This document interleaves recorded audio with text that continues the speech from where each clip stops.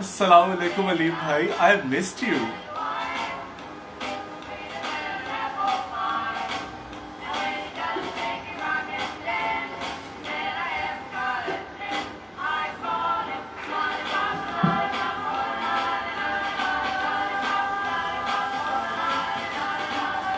अली भाई इतनी तो अच्छी हैं.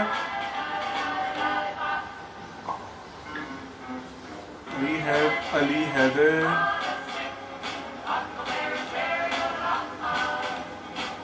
How is Rose going, Alim bhai?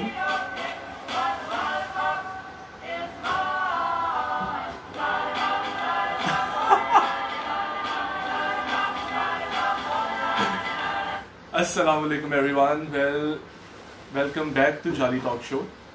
जो इस शो का मकसद था, बेसिकली इस एपिसोड का मकसद था, वो बेसिकली ये था कि इस एपिसोड के लिए I have actually talk to a psychologist who is a very good friend of mine, और with the help of that psychologist, I am actually going to do, like address some questions which are very crucial आजकल के दौर में. और इसके अलावा everybody is talking about mental health, और that's why I wanted to talk about that issue.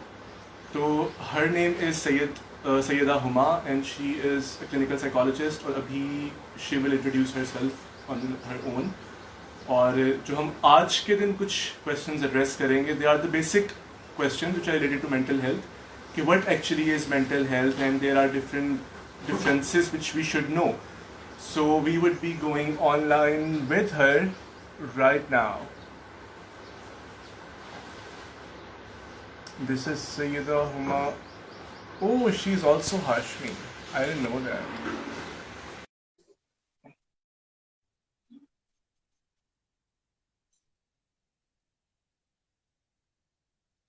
Workplace stress. Assalamu alaikum Huma. वालेकुम अस्सलाम वकास, कैसे हैं आप?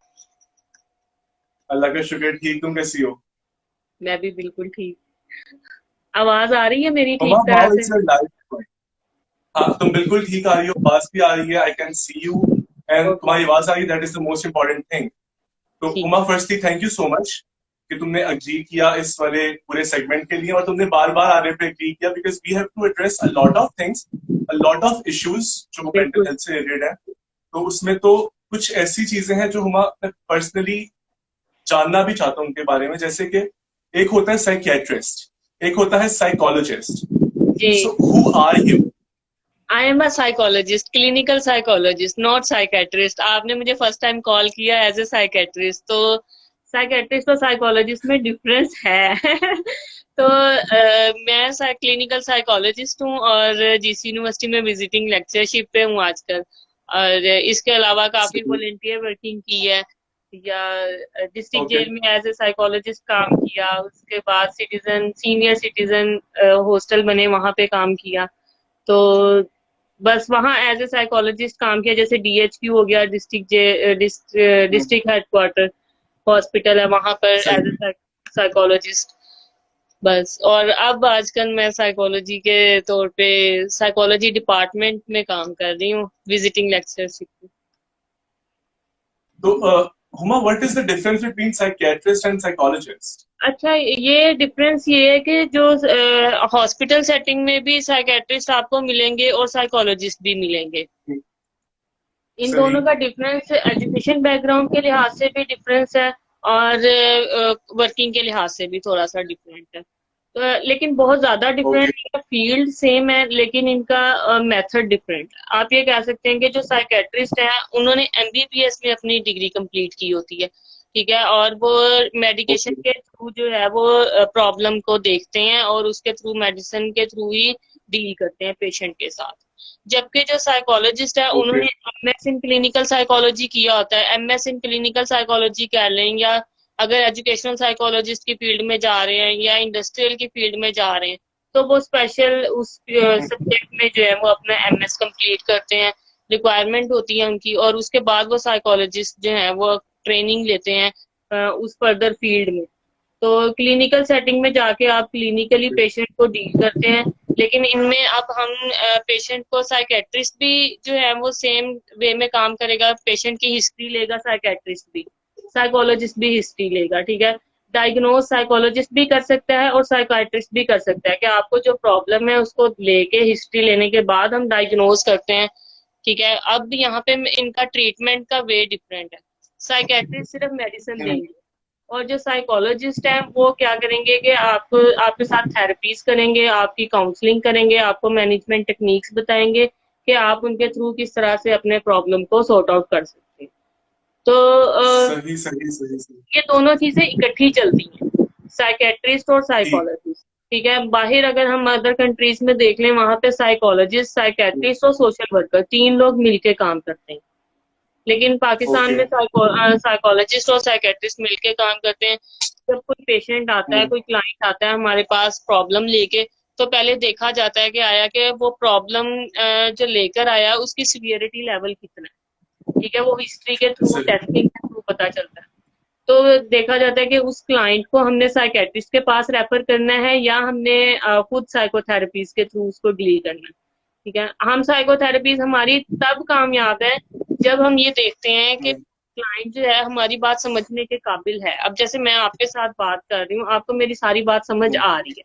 तो अगर आपको कोई प्रॉब्लम आ रहा है, आप किसी प्रॉब्लम के साथ आएंगे, तो आप क्या कि आपको थेरेपीज के थ्रू या टॉक के थ्रू जो है वो प्रॉब्लम सॉर्ट आउट कर देंगे।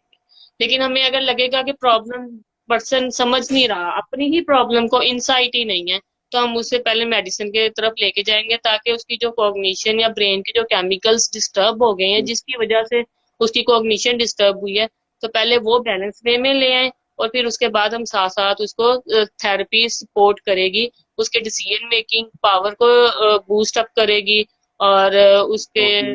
देखेंगे कि वो किस तरह से अपने बाकी मैटर्स को कैसे सॉर्ट आउट करता है, अपने स्ट्रेस लेवल को कैसे डील कर सकता है बेहतर वे में। तो थेरेपी इस तरह से सपोर्ट करेगी। ठीक हुमा। तो हुमा, आजकल जो ये सब लोग बात कर रहे हैं मेंटल हेल्थ के बारे में, that is an issue which is needed to be addressed. लेकिन एक साइकोलॉजिस्ट से मैं बेसिकली ये जानना चाहता हूँ कि what is mental health and why it is necessary for everyone. अच्छा, मेंटल हेल्थ भी बिल्कुल देखें इसी तरह ही है जैसे हमारी फिजिकल हेल्थ है।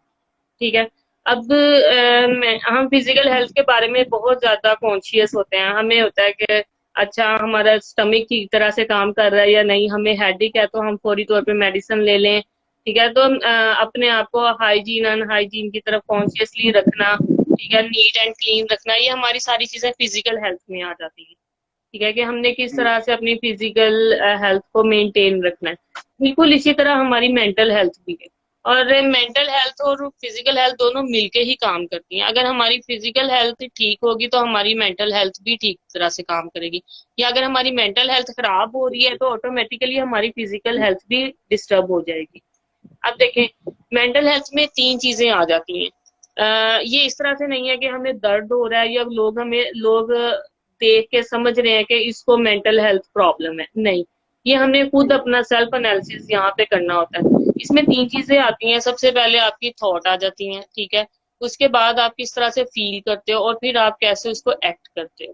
ठीक है, हम स्ट्रेसफुल सिचुएशन को डील करने के काबिल हैं या नहीं, हम अपने डिसीजन पावर को यूज कर सक रहे हैं या नहीं, हमारी डिसीजन पावर की जो एबिलिटी है वो वीक हो रही है, या हम कोई स्ट्रेसफुल सिचुएशन में चले जाते हैं, हम उसके साथ डील नहीं कर पा रहे होते, इतना ज्यादा खुद से स्ट्रेसफुल हो जाते हैं, वो हमारी मेंटल हेल्थ है।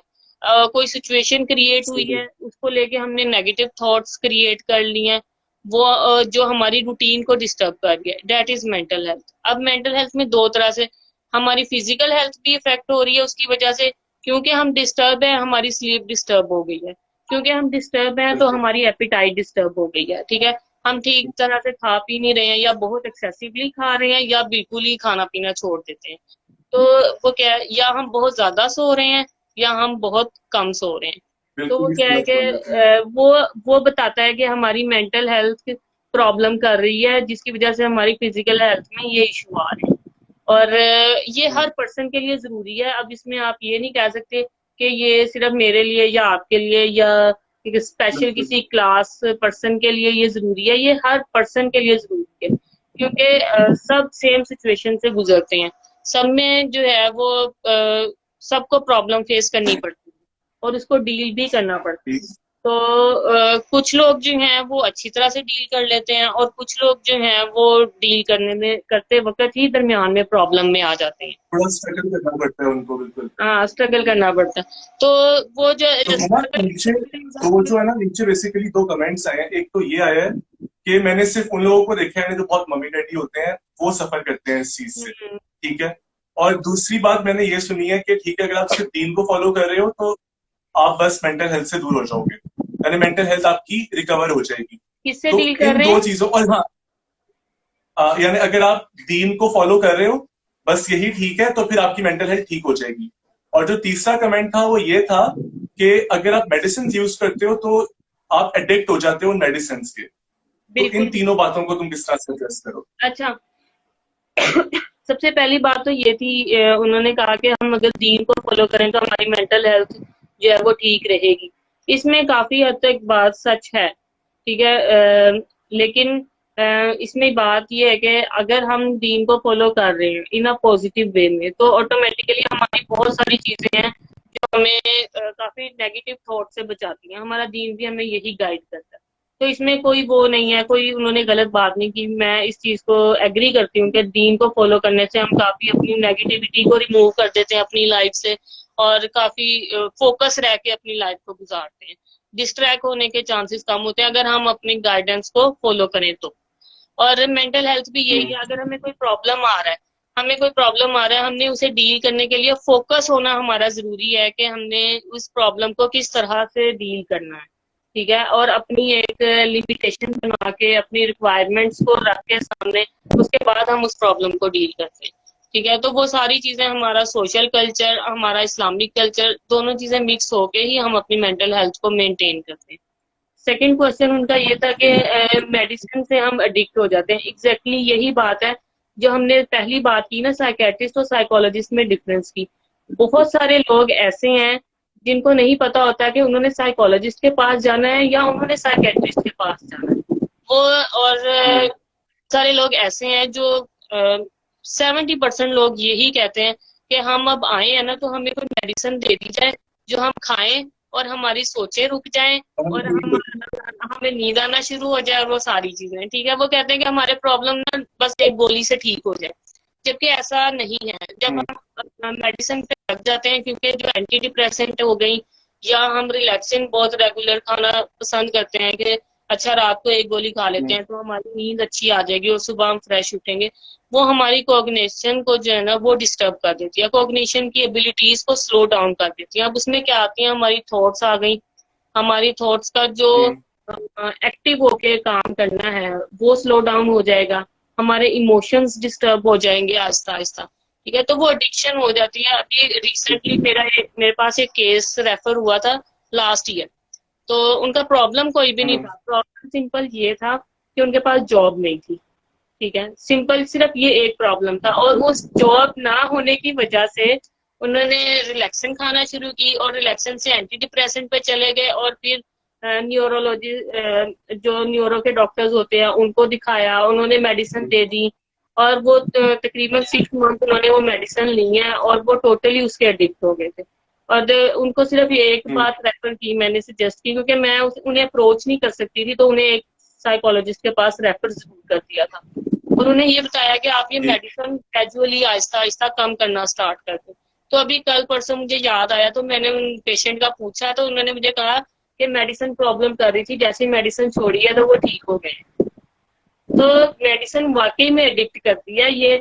और बाहर तो मुझे ये मैसेज करते हैं, आप मुझे कोई मेडिसिन रेकमेंड कर दें कि मैं ये मेडिसिन लूं और मुझे सबक याद होना स्टार्ट हो जाए, मुझे मेमोरी मेरी अच्छी हो जाए, जबकि ये सारी चीजें इस तरह से नहीं होती। प्रॉपर इनकी एक्सरसाइजेस होती हैं, आप एक्सरसाइजेस करें और उससे जो है अपनी मेंटल हेल्थ को बूस्ट अप करें। जैसे सही। तो हुमा, ये जो एक बात है कि एक डिजीज होती है, एक डिसऑर्डर होता है, and there is a word problem. तो इन तीनों के अंदर बेसिकली क्या डिफरेंस है? What is the difference between disease, disorder and a problem? अच्छा, डिजीज डिसऑर्डर और प्रॉब्लम में ना डिफरेंस सिर्फ यही है, फील्ड का ही डिफरेंस है, ठीक है। डिजीज को अगर हम देखें तो अगर हमें जैसे कैंसर को हम डिजीज कहेंगे, डिसऑर्डर नहीं कहेंगे, ठीक है। वो हमारी बॉडी के अंदर मौजूद है, ठीक है। वो इम्बैलेंस नहीं कर रहा, लेकिन वो एक वायरस है जो हमारी बॉडी के अंदर आया, जैसे कोविड डिजीज है, ठीक है, ये वायरस है जिसकी वजह से हमें डिजीज होती है कोविड। अब इसी ये जितनी मेडिकल टर्म्स हैं, शुगर हो गई, ब्लड प्रेशर का हाई होना, ये सारी डिजीजेस में जाती हैं। और जबकि जो डिसऑर्डर है वो हमारे जो बिहेवियर है, ठीक है, जब वो एक ऑर्डर में काम कर रहे हैं, जब वो डिसऑर्गेनाइज हो जाएं, जैसे हमें एक नॉर्मल गुस्सा आना, ठीक है, गुस्से में आप लाउडली बोल लोगे, ठीक है। अब डिसऑर्डर क्या हो गया इसमें कि आप चीजें उठा के फेंक रहे हो, ठीक है, आप सामने वाले को हार्म पहुंचा रहे हो, तो वो क्या है कि वो डिसऑर्डर हो गया। और जितने साइकोलॉजिकल बिहेवियर्स हैं या साइकोलॉजिकल प्रॉब्लम्स हैं, वो अगर सीवियर लेवल पे चले जाएं, उनका एक स्पेशल क्राइटेरिया होता है, अगर वो अपने क्राइटेरिया को मीट कर लें तो वो डिसऑर्डर में चेंज हो जाते हैं। प्रॉब्लम क्या है? प्रॉब्लम इनिशियल स्टेट है डिसऑर्डर की। यानी ठीक। मुझे गुस्सा आता है, ये मेरा प्रॉब्लम है, ठीक है। 6 मंथ के बाद मुझे गुस्सा इतना आने लग गया कि मेरे सामने जो भी होता है मैं उसको मार देता हूँ या मार देती हूँ, तो वो क्या है कि वो अब डिसऑर्डर हो गया। तो ये जो है ना सिवियरिटी लेवल, ये डिसऑर्डर है। और प्रॉब्लम इनिशियल स्टेज है जो हमें बताती है कि यहाँ यहीं पे अगर हम इसको एनालिसिस कर लें इसका, कंट्रोल कर ले तो आगे बढ़ने की इसको जरूरत नहीं पड़ेगी। इसको मैनेज कर लें तो आगे हम डिसऑर्डर में नहीं जा सकेंगे। सही सही सही सही सही। तो हुमा, एक तो हमारा दिमाग है, ठीक है, दैट इज ब्रेन, ठीक है। Hmm. What is the difference between brain and mind? अच्छा, मैं ब्रेन तुझसे भी सारे जनरल क्वेश्चन इसलिए पूछ रहा हूँ क्योंकि आगे जो हमने सवालात करने हैं ना, वो इन जनरल क्वेश्चंस के ऊपर बहुत बेस करते हैं। बिल्कुल क्योंकि अगर हमें इन छोटी छोटी टर्म्स का और इसके डिफरेंस का पता होगा ना, then we will be able to address the further exactly. Problems. अच्छा, ब्रेन ब्रेन जो हम विजुअली देख सकते हैं, ठीक है, मतलब हमारे हेड के अंदर ब्रेन है, हमें पता है, ठीक है। और ब्रेन हमारी बॉडी को कंट्रोल कर रहा है, हम जो मूवमेंट कर रहे हैं ये हमारी बॉडी को कंट्रोल कर रहा है, ठीक है। मैंने चलना है, मैंने इसके बाद खाना खाना है, मैंने इसके बाद ये करना है, तो ये सारी चीजें हमारा ब्रेन जो है वो इसको डील कर रहा है, ठीक है। अब ब्रेन के अंदर ही माइंड है। अब माइंड का क्या फंक्शन है? माइंड का फंक्शन है आपकी थॉट्स को कंट्रोल करना, आपकी फीलिंग्स को कंट्रोल करना, ठीक है, आपकी आपके जो बिलीव्स हैं, आपकी जो मेमोरी है, आपकी इमेजिनेशन है, ये सारी चीजें जो है ये माइंड में आती हैं, ठीक है। अब माइंड जिस तरह से हमारा ब्रेन के कुछ पार्ट हैं जो हमारी मूवमेंट को कंट्रोल कर रहे हैं, ठीक है, इसी तरह वही पार्ट हमारी थॉट्स को भी कंट्रोल कर सकता है, ठीक है। जैसे हमारा लेफ्ट हेमिस्फीयर है, राइट हेमिस्फीयर है, ठीक है, हमारे ब्रेन की डिफरेंट लोब्स हैं, और वो डिफरेंट लोब्स हमारी इमेज को कंट्रोल करती हैं। आप अगर ब्रेन रिकॉल करें तो आपको पता चलेगा, ठीक है। तो वो हमारी माइंड के फंक्शंस को भी साथ साथ कंट्रोल करता है। अब माइंड को अगर हम ब्रेन को डिफरेंशिएट करें तो उसमें left hemisphere, right hemisphere, CNS और वो सारी चीजें आ जाती हैं। माइंड को अगर हम डिवाइड करें तो वो कॉन्शियस, सब कॉन्शियस और अनकॉन्शियस में चला जाता है। ओके ओके ओके ओके ठीक है। ओके, सही। अब आपको बात समझ आ रही होगी कि जो माइंड, ब्रेन ही माइंड को कंट्रोल कर रहा है, कॉन्शियस और अनकॉन्शियस हमारा ब्रेन ही कंट्रोल कर रहा है, ठीक है। सब कॉन्शियस जो है वो हमारी बहुत सारी ऐसी मेमोरीज हैं जो हम रिकॉल नहीं कर सकते। लाइक अगर हम 1 ईयर के थे तो हमने क्या एक्टिविटी की थी, वो हमारे सब कॉन्शियस में है चीजें, ठीक है। तो ये डिफरेंस है माइंड का और ब्रेन का। और एक्चुअली में जब मेंटल हेल्थ की प्रॉब्लम आती है ना, तो हमारे ब्रेन के फंक्शन जब डिस्टर्ब होते हैं, लाइक हमारे ब्रेन में एंडोर्फिन एक केमिकल है जो गुड फीलिंग्स का जो है वो केमिकल है, ठीक है। अब जब वो प्रोड्यूस होता है तो हम बहुत ज्यादा हैप्पी फील करते हैं उसके प्रोड्यूस होने से। जब वो उसकी प्रोड्यूस कम हो जाती है उस केमिकल की ब्रेन के अंदर, तो हम डिप्रेशन में जाना स्टार्ट हो जाते हैं, ठीक है। तो ओके। ये फंक्शन है कि ब्रेन और माइंड दोनों मिलके ही काम करते हैं, लेकिन थोड़ा सा डिफरेंट ये है कि इनके फंक्शन डिफरेंट है। ओके, सही। तो हुमा, नीचे एक बंदे ने उसी बंदे ने बल्कि सवाल किया कि वर्क प्लेस स्ट्रेस मैनेजमेंट पे क्या बात कर सकते हैं हम लोग कि what what is actually work place stress management? क्योंकि वर्क वर्क प्लेस पे स्ट्रेस होता है वो तो मुझे पता है, लेकिन how to manage that stress ये मुझे नहीं पता, and I think most of the people don't know that. हाँ, स्ट्रेस जो है वो हमें देखें हर सिचुएशन में आता है, लेकिन वर्क प्लेस में क्योंकि हम समझते हैं कि हम जो है वो मल्टीपल इसकी ना कुछ एक्टिविटीज हैं जो जिससे हम अपने स्ट्रेस को कंट्रोल कर लेते हैं। ठीक है, अपनी रूटीन को जी। एक सेट करने से हम जो है वो काफी स्ट्रेसफुल सिचुएशन से जो है वो बच जाते हैं। सबसे पहले तो आप हम्म। मेडिटेशन करें, ठीक है, इमेजिनेशन टेक्निक्स हैं उनको फॉलो करें। ठीक है, आप लाइक जब आप वर्क प्लेस से आओ, वर्क प्लेस से आके नाइट में हम जब बेड टाइम हमारा होता है तो हम बजाय इसके कि स्ट्रेसफुल सिचुएशन को मेमोराइज करें, बल्कि हम कुछ ऐसी इमेजिनेशन को याद करें जिससे हम think of relax. Positive thoughts. हाँ, पॉजिटिव थॉट्स, अपने आप को बूस्ट अप करें, अपने आप को रिलैक्स करें कि अच्छा, जो जो आपका इंटरेस्ट है ना, जिस जिस तरफ आपका इंटरेस्ट है उस तरफ जाके उस तरह की इमेजिनेशन को इमेजिन करें। और इसके अलावा आप मसल रिलैक्सेशन टेक्निक यूज कर सकते हैं। मसल रिलैक्सेशन में ये होता है कि आप अपनी पूरी बॉडी के मसल्स को जो है ना स्ट्रेच करते हैं वन बाय वन। ठीक है, 5 सेकेंड ठीक। 10 सेकेंड के लिए होल्ड करेंगे स्ट्रेच करने के बाद, और फिर उसको आहिस्ता आहिस्ता रिलीज करेंगे।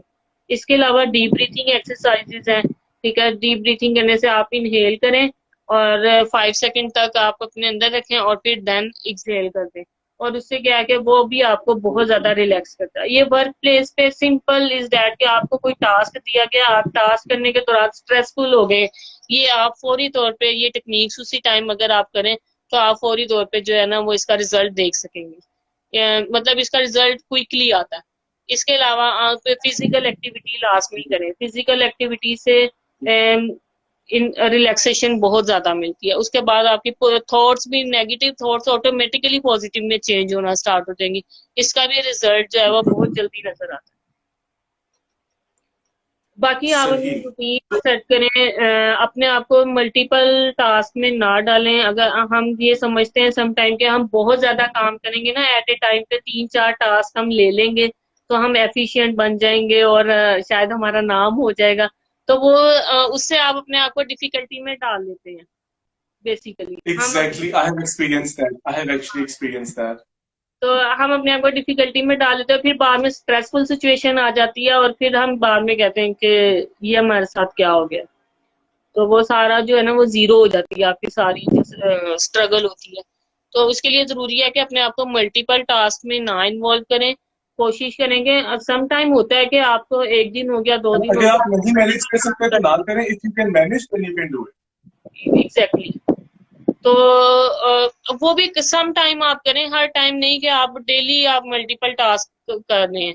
वीक में 1 डे कर लें, 2 डे कर लें, ठीक है। सिचुएशन है कि यहाँ पे मुझे जैसे कोई इवेंट हो रहा है, ठीक है, उस इवेंट में आपको मल्टीपल टास्क करना पड़ेगा। बिल्कुल। ठीक है, तो बिल्कुल। वो कोई प्रॉब्लमेटिक नहीं है। लेकिन अगर आप डेली में वो काम कर रहे हो तो फिर वो एक टाइम आएगा आपको स्ट्रेसफुल कर देगा। ये तो हम्म। मतलब जेन्युइन बात है ना, वो आपको स्ट्रेसफुल कर देगी सिचुएशन। सही। तो हुमा, अभी तक जो तुमने मुझे सारी बातें बताई हैं, thank you so much for all those information, all that information. और अब जो हमारे बाकी सवाल हैं ना, we will address that in our next session, क्योंकि इस तरह वो बहुत ज्यादा प्रोलॉन्ग हो जाएगा। सो आई वांट बिल्कुल। People to actually absorb it, कि और अभी जो ये ये बातें टॉपिक हुई हैं, दे शुड एब्सॉर्ब इट। ये टॉपिक वैसे भी ऐसा है कि लोग आहिस्ता आहिस्ता समझे, वरना तो लोग ये भी कह देते हैं ना, साइकोलॉजिस्ट खुद साइकोलॉजी पढ़ पढ़ के साइको हो गए हैं। तो ये भी एक बड़ी हाँ बिल्कुल। हमें चैलेंजिंग सिचुएशन होती है हमारे लिए कि लोग जब ये कहते हैं। हालांकि किसी को सुनना, किसी के प्रॉब्लम को सुनना, ये बहुत बड़ी बात होती है। तो बिल्कुल। मैं मानती हूँ कि जब साइकोलॉजिस्ट वाकई जब क्लिनिकल सेटिंग में आप काम करते हो, आप तो दिन में 3 से 4 पेशेंट भी देख लो तो वो आपके लिए बहुत हेक्टिक हो जाते हैं। तो हमें खुद भी साइकोलॉजिस्ट की जरूरत पड़ती है, ऐसा नहीं है कि हमें साइकोलॉजिस्ट की जरूरत नहीं पड़ती। ये मतलब लोगों के लिए अवेयरनेस का होना हाँ। बहुत जरूरी है कि ये समय हम शेयरिंग नहीं करते। ठीक है, हम हाँ। हम कहते हैं कि हमने अगर शेयर किया किसी के साथ तो पता नहीं वो हमारे बारे में क्या सोचेगा। ठीक है, हम प्रॉब्लम एक्चुअली में यहाँ से स्टार्ट हो जाती है, आपका स्ट्रेसफुल होना, आपका डिप्रेस्ड होना। ठीक है, आपको नेगेटिव थॉट्स का आना, आपकी स्लीप डिस्टर्ब होना, बिल्कुल। क्योंकि हर चीज आप सिर्फ अपने अंदर ही रख रहे हो। ठीक है, और वो आप बाहर नहीं निकाल रहे। तो जिस तरह हम अपनी कबर्ड की सफाई करते हैं, पुराने कपड़े निकाल देते हैं, इसी तरह हमें अपनी पुरानी थॉट्स को भी निकाल देना चाहिए। तो बिल्कुल। उन बिल्कुल। बिल्कुल। एक्सपीरियंस बार बार करना चाहिए। तो ये रीजन है, और जब तक हम इसको बाहर नहीं निकालेंगे तब तक हम आप ये ना कहेंगे आप मेंटली हेल्दी हैं। तो मेंटली हेल्दी होने के लिए जरूरी है कि आप शेयरिंग करें, आप जितनी ज्यादा दूसरों के साथ बातचीत कर सकते हैं, अपनी सोशलाइजेशन को इम्प्रूव कर सकते हैं, उतना आप करें। बिल्कुल। फिजिकल एक्टिविटी को थैंक यू मेंटेन सो रखें। Much Suma, thank you so much. हाँ, like if you are saying something you can complete it, sorry. नहीं नहीं, इट्स ओके। हो गया है। तो मुझे ये कहना था क्योंकि अब जो बाकी हमारे टॉपिक्स हैं, because we have a whole list prepared, जी तो उसके बाद उसके बारे में हम लोग बाद में बात करेंगे, यानी आहिस्ता आहिस्ता ही बात करेंगे कि उसके डिफरेंट लेवल के इश्यूज हैं, और लाइक जी। उसके अंदर कुछ पर्सनल लेवल पे हैं, कुछ यानी सोशल लेवल पे हैं, कुछ प्रोफेशनल लेवल पे हैं। तो we will address all those issues, and thank you for giving me your time. इंशाल्लाह हमारी मुलाकात होगी नेक्स्ट सेशन। इंशाल्लाह जरूर। ओके, अल्लाह हाफिज। बहुत अच्छा लगा थैंक मुझे यू, आपसे बात करके। Thank you so much. Okay ना।